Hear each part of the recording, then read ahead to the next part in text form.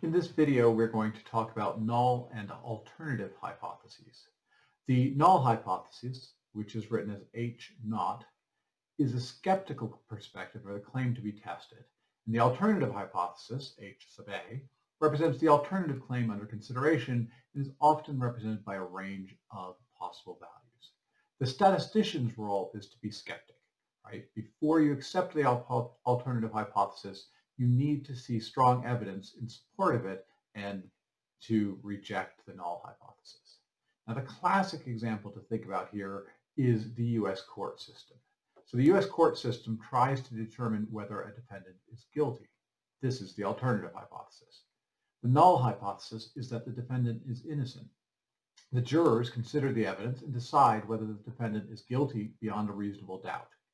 If they determine this, then they are said to reject the null hypothesis, that the defendant is innocent, and accept the alternative, that they are guilty.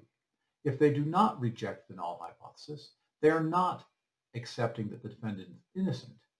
Failing to accept the alternative hypothesis is not the same as accepting the null hypothesis. Now let me give a few examples. So example one would be a poll by the National Sleep Foundation found that college students average about 7 hours of sleep per night. Researchers are interested in showing that the students at their school sleep longer than 7 hours on average, and they would like to demonstrate this with a sample of students. So the null hypothesis is that average sleep is 7 hours per night, and we'll write that as mu naught equals 7. The alternative hypothesis is that the students average more than 7 hours per night, and that'd be mu sub A is bigger than 7. Another college investigates whether their students differ from the norm of an average of 7 hours of sleep per night. So here, the null hypothesis is still that they average 7 hours of sleep per night. Mu naught is equal to 7.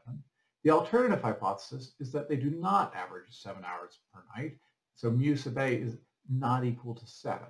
And again, that's different than the first example, because in the first example, they were trying to show that they sleep longer. In this one, they're just trying to show that they sleep some other amount.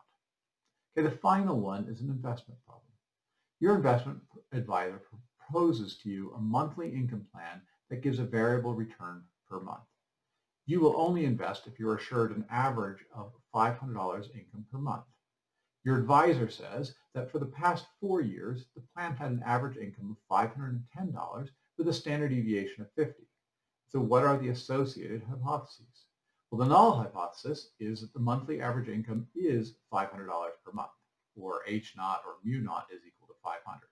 The alternative hypothesis is that the monthly average income is greater than 500 per month, or H sub A, or again, we could call it mu sub A, mu standing for the mean, is bigger than 500. I hope those examples explain null and alternative hypotheses well for you.